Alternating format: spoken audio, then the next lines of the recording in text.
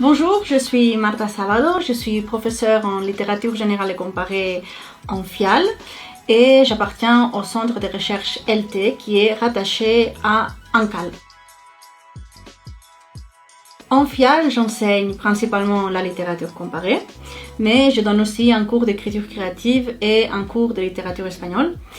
La littérature comparée s'intéresse aux littératures en différentes langues, de différentes cultures, de différents pays et les met en dialogue les unes avec les autres. D'autre part, la littérature comparée peut aussi mettre en relation la littérature avec d'autres disciplines comme la philosophie, l'histoire, le droit et d'autres arts, comme par exemple littérature et musique, littérature et art, etc.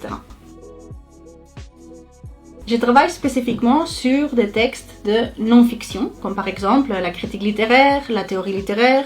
ou les essais.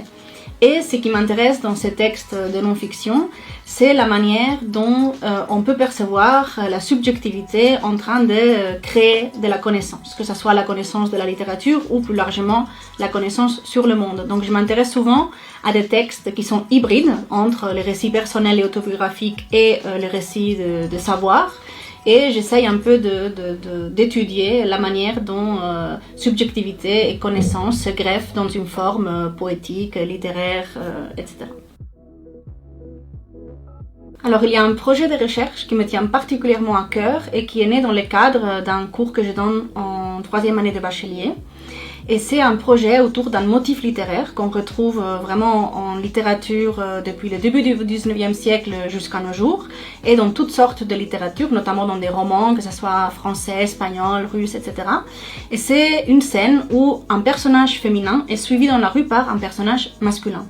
Et donc j'ai commencé toute une recherche pour comprendre le surgissement de ces motifs littéraires, mais depuis une perspective qui est la nôtre aujourd'hui, c'est-à-dire dans une perspective de genre, en essayant de relire ces scènes, non pas comme on a souvent compris les scènes, c'est-à-dire comme des scènes d'envoûtement amoureux d'un personnage masculin pour un personnage féminin, mais comme des scènes de harcèlement de rue. Et donc pour ce faire, j'ai utilisé bien sûr les études littéraires, mais je me suis aussi intéressée à la sociologie, à l'urbanisme, pour essayer un peu de lire ces textes depuis une perspective vraiment contemporaine et qui puisse vraiment nous parler de notre monde et de notre expérience de la ville, en particulier l'expérience féminine de la ville.